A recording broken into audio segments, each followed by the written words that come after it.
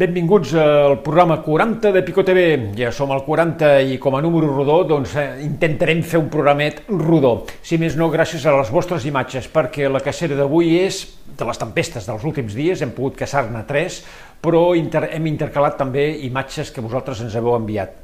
No cal que posem adjectius, ho podreu gaudir tot seguit. Doncs vinga, va, no perdem més temps i a gaudir d'aquestes tempestes i de les vostres imatges.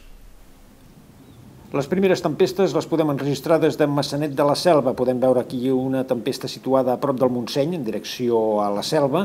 La cortina de precipitació es va aproximant i els trons també. Així doncs, que anem a buscar-la. La precipitació comença a aparèixer i a intensificar-se a l'alçada, a mig camí, de fet, entre Maçanet de la Selva i Hostalric. Però precisament en arribar en aquesta localitat, la pluja es transforma en aiguat.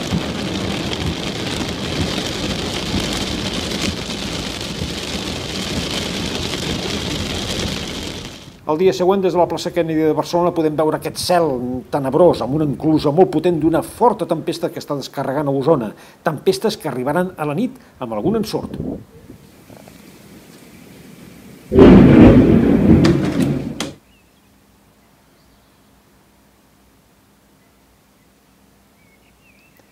Les descàrregues són potents, aquí podem veure aquesta a càmera lenta, i aquí, fotograma per fotograma, l'evolució d'aquest llamp, dels molts que van caure contra la mateixa ciutat de Barcelona. S'acaba la tempesta i apareix aquest celatge preciós, just quan surt el sol. Unes coloracions vermelloses, rosades, realment precioses. Va, anem a gaudir de les vostres fotografies d'aquest període de tempestes, com aquests cumulonimbus captats des de Santa Coloma de Gramenet amb l'enclusa ja ben formada, un altre cop aquella enclusa que veiem abans, aquí preciosament retratada, de la tempesta que hi havia a Osona. Més cumulonimbus potents, realment són tan orgullosos aquests núvols, els podem veure aquí l'enclusa amb mamatos, pedregades que van arribar a la zona del Maresme, com en aquesta a prop del Masnou, fins i tot van deixar la platja una miqueta blanca. També podem veure aquí descàrregues elèctriques, en veurem unes quantes, de la tempesta de la nit de Barcelona, de la nit de diumenge. Imatges que, en fi, que requereixen poques paraules.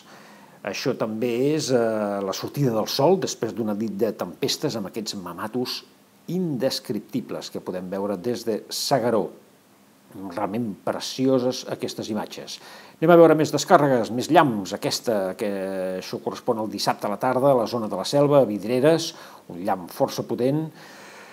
Aquí tenim un altre cop aquell cel tan tenebrós, amb aquests estrats, amb unes formes tenebroses, com dèiem, i amb l'enclusa per sobre. Descàrregues potents contra el mar, aquí en tenim algunes de Tesla Weather, una mica ramificada, i un altre cop aquell celatge impressionant, però captat en aquest cas una miqueta més cap al sud. Aquí podem veure aquests mamatos preciosos, reflectits fins i tot en el mar. Llamps que van poder captar amb Ramon Bailina i la Conxi Siurana, de la zona de Tarragona, cortines de precipitació, arcos, com aquest que veiem aquí, que es va literalment engollint el paisatge, i més llamps, com aquest captat també amb molta potència. Veiem la ramificació i com impacta contra el mar, contra la terra. Aquí tenim els culpables de tot aquest rebombori, els cumulonimbus. N'hem tingut un grapat. Sembla que ara tindrem una pausa.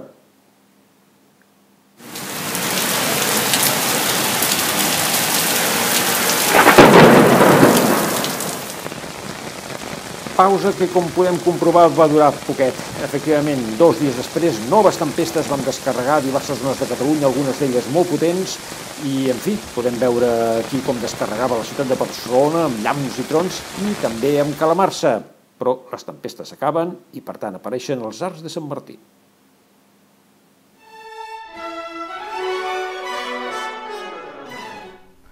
Doncs vinga, va, anem a veure les previsions. Ara ja sembla que tranquil·litat, però en parlarem a mig termini. Comencem però amb aquesta fantàstica imatge d'en Sándor del cap de setmana passat, d'aquests mamatos des de S'Agaró. No cansa tornar-los a veure.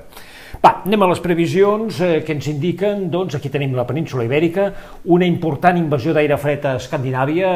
Aquest migdia a Tromsø, a la Lapònia noruega, tenien 4 graus, costa arribar allà a l'estiu, i el més important és la formació d'aquesta pertorbació a l'oest de la península Ibèrica que ens envia a nosaltres vents del sud, a les capes altes també una llengua d'aire càlid, per tant temperatures en augment, vents més aviat humits, xafogó a la costa, temperatures força altes, molt més altes a l'interior, i alguna tronada al Pirineu, poca cosa més, però vaja, estabilitat i sobretot augment de les temperatures, important perquè veníem ara de temperatures inferiors a les habituals, però ja és això, alts i baixos, ara toca alts.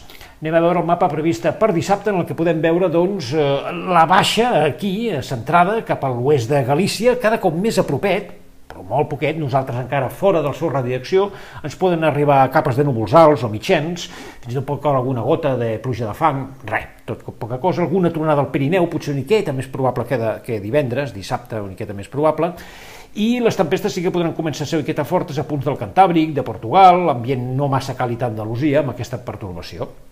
Precisament les temperatures a 850 hectopascals, uns 1.500 metres d'alçada, ens donen aquesta llengua d'aire càlid amb temperatures de fins a 20-21 graus a uns 1.500 metres d'alçada cap en aquesta zona de la meitat est de la península Ibèrica, però avançant també al sud de França, per això diem que les temperatures cap amunt. I això és vàlid per dissabte, per diumenge, per dilluns i potser segurament també per dimarts, mentre contrasta amb les masses d'aire més fredes, molt més fredes, d'Escandinàvia. Anem a veure diumenge, doncs poques novetats, la pertorbació centrada, instal·lada, no es pot moure escanyada per l'anticicló de les Açores, per la falca, la dorsal anticiclònica de la Mediterrània, i aquí continuarà algunes tempestes al Pirineu i a la resta alguns núvols alts, però ambient calorós i xafogós. Això és per diumenge. Ens anem a dilluns.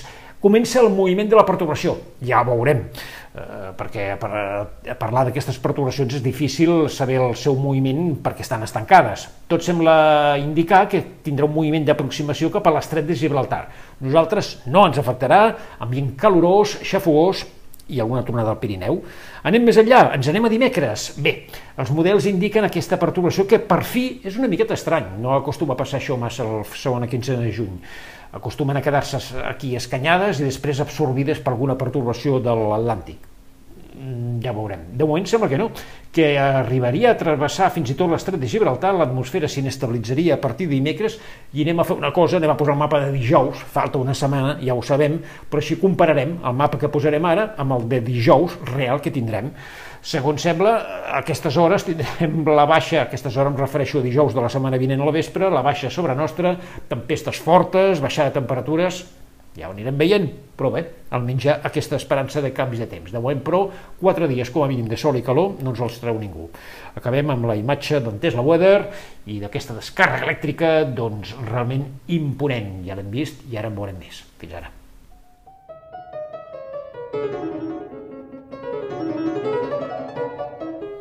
I acabem, i ho fem com sempre amb les vostres imatges. Anem a veure'n més, n'hem rebut tantíssimes, hem pogut fer una bona selecció, esperem que us agradin i sobretot moltes gràcies per tota la quantitat d'imatges que ens heu enviat. Ara tindrem uns dies de pausa, però ara anem a recordar els fenòmens dels últims dies, acompanyat de música de dos compositors, o si més no d'un. Ho expliquem, de fet es tracta dels quadres d'una exposició de Modest Mussorgsky, són peces per piano, però uns anys després, ja al segle XX, Maurice Ravel les va instrumentar, fent-les encara més espectaculars. Doncs anem a gaudir d'una d'elles, concretament del Mercat de Llemotges, de Mussorgsky Ravel. Res més, a gaudir de les imatges i ja ho sabeu, tota la meteo a pico.cat.